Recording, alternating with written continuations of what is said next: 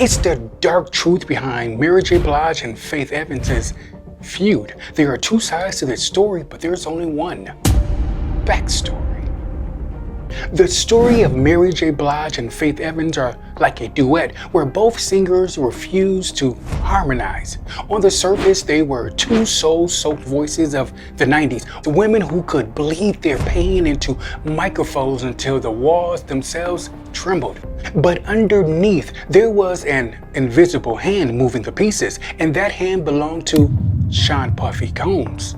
Diddy wasn't just producing records, he was orchestrating tension, setting up a chessboard where the pawns were queens. He had Faith tethered to Biggie, his crown jewel. He had Mary locked in a haze of Henny, trauma, and heartbreak. And to keep them from noticing the contracts, the fine print, the publishing deal sliding quietly into his vote, he needed something more dangerous than paperwork. He needed animosity. So he would whisper in Mary's ear always when the bottle was half empty and the room was spinning. That track with Faith ain't hitting. She ain't worth the duet. You're bigger than her. And just like that, their duet Love Don't Live Here Anymore was pulled.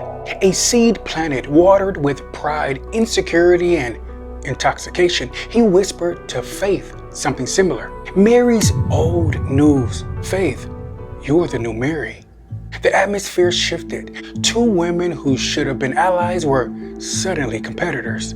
Mary, caught between self-destruction and superstardom, became the perfect puppet. Faith, steady but sidelined, began to see Mary not as a sister, but as an obstacle. And while they simmered in resentment, Diddy cashed in. Friction meant headlines. Headlines meant records moved off shelves faster. Fans fed into the drama, never knowing it was scripted by Diddy.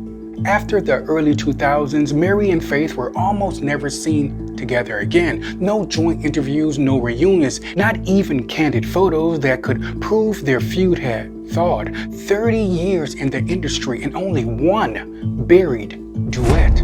Some say they're still avoiding each other because of old wounds. Others whisper that keeping them apart was always part of the plan. That if Mary and Faith ever truly compared notes, if they ever pieced together how they were played, the empire that made Diddy a mogul might crumble.